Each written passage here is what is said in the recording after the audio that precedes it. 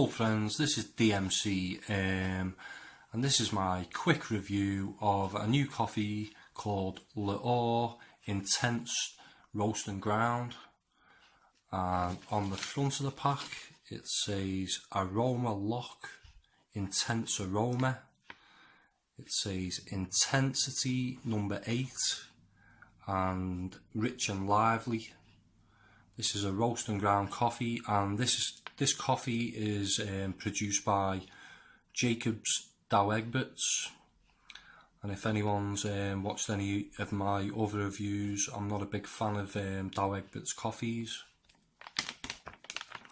On the back of the pack it says, why pursue anything less than gold? Every cup of L'Or ignites a moment of pure pleasure. Be seduced by the new L'Or, a gourmet selection of intensely aromatic ground coffees. The sophisticated Aroma Lock pack seals in all the fresh aromas of L'Or coffee, which is immediately packed after roasting and grinding, bringing you closer to the moment of roasting. L'Or Intense, rich and lively, seductive, profound dark roast with a whisper of sweet caramel for sensorial seduction. Wow, that is putting the big sell on this pack. How to make the perfect cup, and then it's got instructions for making your coffee. And strangely, a lot of the pack is in Greek, and the thing is, this L'Or coffee, it says that they've spent £8 million on a marketing campaign for this new coffee, and you'd expect the pack to at least give you the information in your own language. Nothing much on the side of the pack, as I say, most of it is in Greek. And here it just says stored in a cool, dry place, and then more, packaged in a protective atmosphere. And this coffee was £4 for 250 grams. It's strange that they've packaged it in 250 gram bags, because normally they're in 227 gram bags. And the best before date on this one is January 2018, so just under a year to go on the best before date on this one.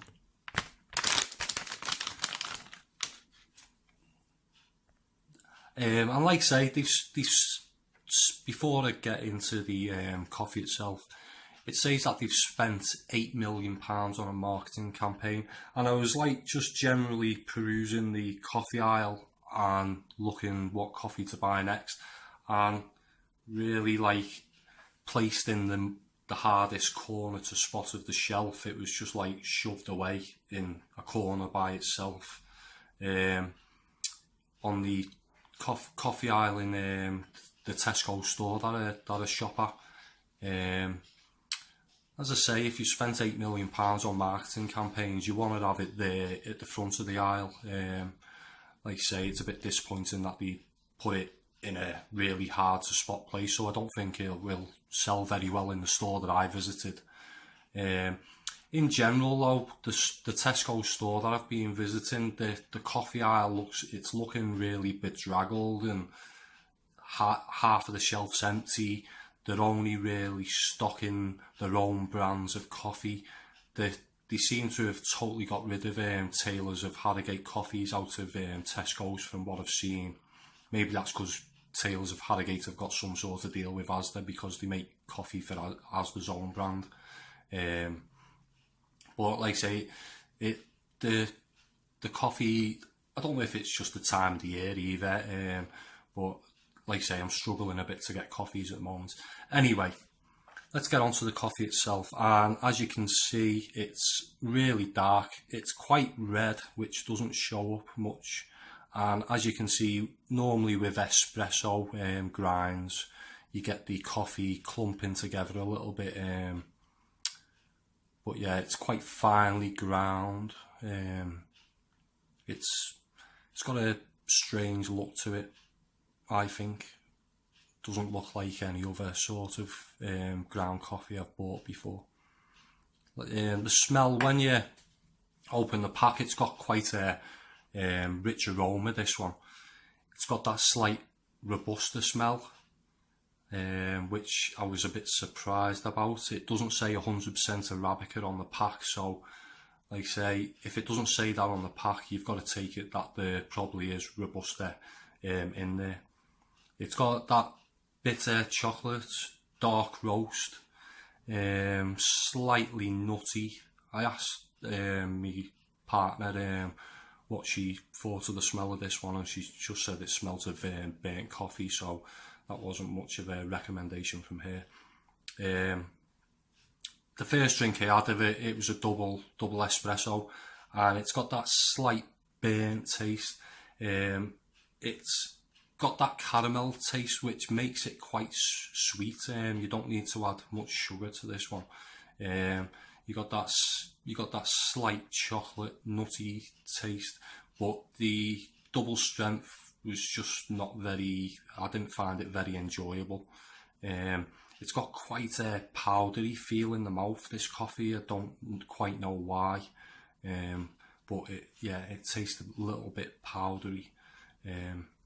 So then I tried a single strength. It's still got that really rich taste to it, chocolate, nutty notes. Like I say, it's quite sweet with not much bitterness. Considering it's such a dark roast, it's not very bitter, this coffee.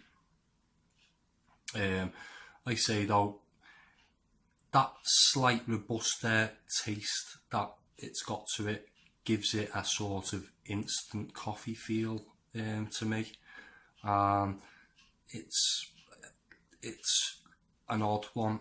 It does taste a little bit like an instant coffee, and at £4, it's putting itself at the top end of the supermarket coffees. It's gonna put me off probably trying it again. If it was a little bit cheaper, I may try it, but £4 for me is a little bit expensive. Saying that though, this will be my next review. This is how the package comes to start off with.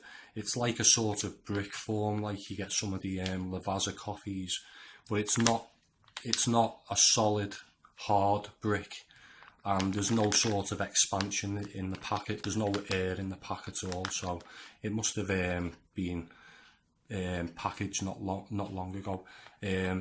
They do, I think it's Elegant, Classique and the Intense one, so the Classique will be my next review.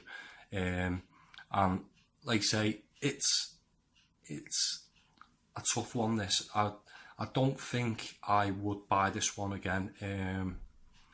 Like I say, it's calling itself a gourmet coffee, and that makes me wonder whether there's any sort of other flavourings gone into this coffee.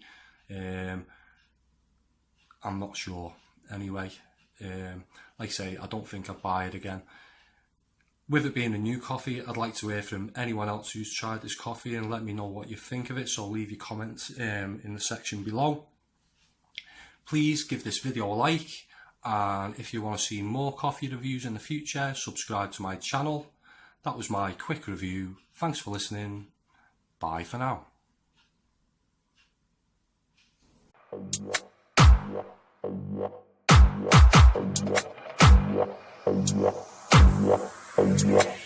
Yeah.